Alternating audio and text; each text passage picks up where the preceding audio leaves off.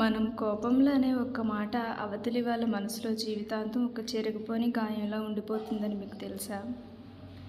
Hello friends, ఈరోజు చిన్న స్థలం అపార్ట్మెంట్ కోసం లేటెస్ట్ ట్రెండింగ్ ముగ్గురు డిజైన్స్ చూస్తూ మన ఆలోచనలు మార్చే ఒక అద్భుతమైన చిన్న కథను విందాం. ఆలస్యం చేయకుండా వీడియోలోకి వెళ్ళిపోదాం. స్టోరీ స్టార్ట్ అవ్వగానే గోవిందనగరి అనే గ్రామంలో సుందరయ్య అనే రైతుకు రమేష్ అనే కొడుకు 10వ తరగతి చదివేవాడు. రమేష్ మంచివాడే, కానీ కోపిష్టి. కాకపోతే ఎంత కోపడినా కోపం దిగిపోగానే క్షమాపణ అడుగుతుండేవాడు.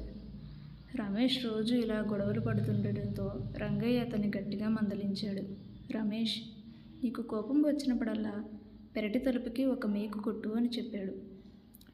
రమేష్ ఆ తర్వాత రోజు నుండే మేకులు కొట్టడం మొదలుపెట్టాడు. రాను రాను ఆ మేకులతో తలుపంతా అందవిహీనంగా కొనసాగింది.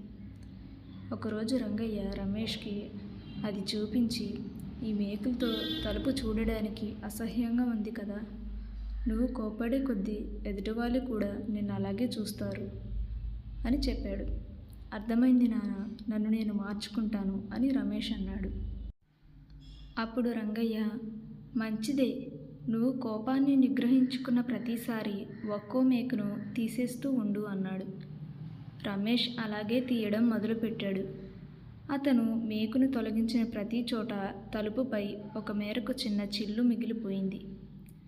రమేష్ కోపం తగ్గి మేకులన్నిటినీ తీసేసిన వాటి తాలూకు రంధ్రాలు తలుపు నిండా మిగిలిపోయాయి. అప్పుడు రంగయ్య రమేష్ భుజం మీద చెయ్యి వేసి, నువ్వు ఎదుటి వాళ్లపైన కోపం చూపించినప్పుడల్లా వాళ్ళ మనసులో నువ్వు ఒక మేకును దించినట్టే. ఆ తర్వాత చెప్పే క్షమాపణ కొట్టిన మేకును తీయడం లాంటిది. నువ్వెంత నిజాయితీగా శ్రద్ధగా మేకును తీసినా ఎదుటి వాళ్ళ మనసు పైన ఇలాంటి చిల్లు ఒకటి మిగిలిపోతుంది. కాబట్టి ఎవరిని అనవసరంగా కోపడకూడదు అని చెప్పాడు. రంగయ్య మాటల్లోని నిజాన్ని గ్రహించి రమేష్ మరెప్పుడూ ఇతరుల మీద కోపాన్ని ప్రదర్శించలేదు. చూశారు కదా ఫ్రెండ్స్, మన కోపంతో ఇతరులని అన్న మాటలు ఆ తర్వాత క్షమాపణలు ఎన్ని చెప్పినా వాళ్ళ మనసుల్లో గాయాలు అలాగే మిగిలిపోతాయి. అందుకే అనవసరంగా కోపడకూడదు. ఈ కథ మీకు నచ్చితే, అలాగే ఈరోజు చూపించిన లేటెస్ట్ అపార్ట్మెంట్ ముగ్గులు డిజైన్స్ మీకు నచ్చినట్లయితే తప్పకుండా వీడియోని లైక్ చేయండి, మీ ఫ్రెండ్స్తో షేర్ చేయండి. ఇలాంటి మరిన్ని ట్రెండింగ్ ముగ్గులు మంచి కథల కోసం మన ఛానల్ని ఇప్పుడే సబ్స్క్రైబ్ చేసుకోండి. Thanks for watching.